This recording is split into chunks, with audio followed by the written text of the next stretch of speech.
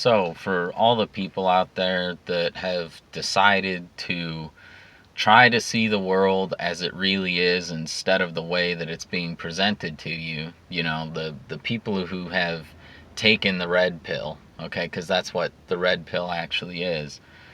I hope that you'll share this with others that maybe haven't been red pilled. Um, and to all those people that are still subscribed to the illusion, to all the people that are still in the matrix, like, I don't hate you. You're not my enemy, and I'll keep fighting for you until you wake up. But I guess I'm just kind of thinking out loud here, and when I hear people talk about transhumanism, I get the sense that they think it's like something that is being implemented, or it's like something in the future. But you got to understand that, like, the line between eugenics and transhumanism is like, it's very blurry. Okay? I mean, they're the same concept basically. Like, on a fundamental level, they're basically the same, about transforming and reshaping humanity in the way that the powers that be want it to be shaped. Like, that's so eugenics, transhumanism, very similar, basically the same thing in my mind.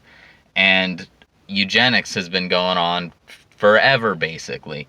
So it's not like some crazy new concept. It's only different with the technology that's available today. And I kind of think that Gen Z or Zoomers are sort of like the first, like, transhuman generation. Like, so my generation, millennials, I guess, like, we grew up like with the advent of the internet, okay? And like everything, it's a double-edged sword. Like, there's good and bad to the internet. Um, but I think a lot of Gen Z grew up with smartphones, and I think, like, that's very problematic. So, like, one of the things about the corporate media that's so bad, like, it's not just that they lie and they promote war and fear and hate.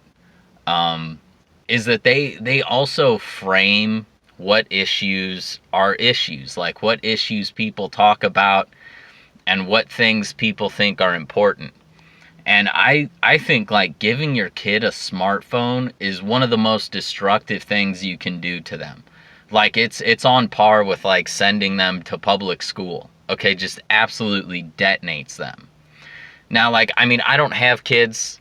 I mean, I want to have kids, but I don't have kids, so I'm just drawing from my own experience, from my own childhood. And I think the most important thing about being a kid is, like, being bored and learning how to play, like learning how to entertain yourself. Like, that's how you get imagination, and that's how you figure out games and rules, and and what is a system that works and what's a system that doesn't work.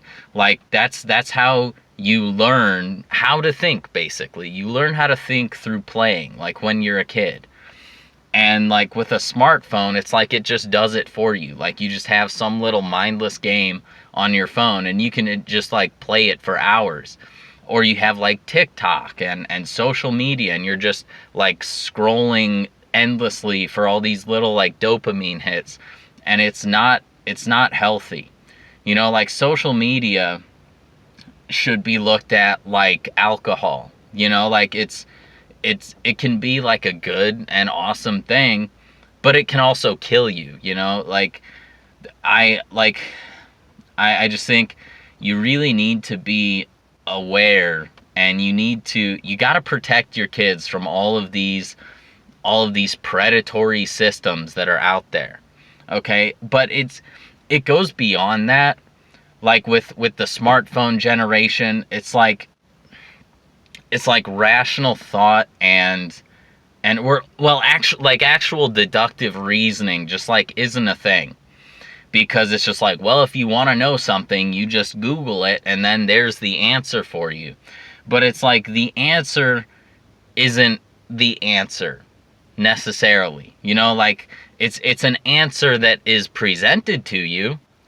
All right, but and now people just like think that that's true. Like they just, whatever's on the screen, that's just what it is. You know, and they don't even understand that like there are concepts outside of that, and like maybe you're coming from the wrong premise. Okay, but like it's like when you have a theory, okay, that you've reached through deductive reasoning, and like people are like, sources, what are your sources on that? Like it's insane. It's like my source, like I'm just drawing a conclusion from what I see in the world. Okay, like like the simplest, most basic example, okay? So there's this premise that like America is a systemically racist, white supremacist country that oppresses black and brown people. Okay, like that's the premise. But if you just use a little deductive reasoning like that, like it's so insanely wrong, like it's impossibly wrong. Like like in America, okay, there are millions of non-white people that came to this country willingly.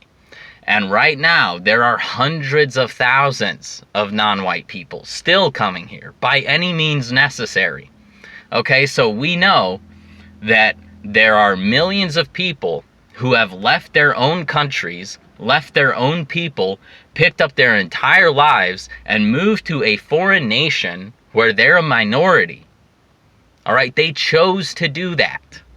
Okay, that alone tells me that this isn't a systemically racist and white supremacist country that oppresses them. Like, people don't pick up their life. Like, do you really think it makes sense that like millions of people just like picked up their lives and decided like, well, I want to go be oppressed by white people? Like, obviously that's ridiculously stupid. Like it's you could not be more wrong. Okay? So that's just one example. But there are all of these concepts, there are all of these premises out there that you're just like pre-programmed with. All right? And like everything is like framed within these concepts. So like if you just Google it, like you're going to get like the pre-programmed answer, and then that's just what you think. Oh, and on top of that, if you question that, well, you're a bad person. All right? And there's all this reinforcement from social media, like, oh, if you just question the narrative, like that makes you a bad person. Like if you just question like the idea that America is racist, then like, well, you're automatically a racist and a bad person because, well, like, of course it is. You know, even though it's obviously not, but you can't even question it. And like the conversation isn't even like being framed in that way. Like, how is America like oppressive when there are millions of non-white people that come here all the time? Like you know, like that's not even like part of the debate, which is insane, which kind of shows you like this whole like fake conservative ink and like left and right thing. Like it's all fake. You know, and like while there's real stuff happening, like while people are being programmed not to think, you know, we're still just like caught up in this whole political theater.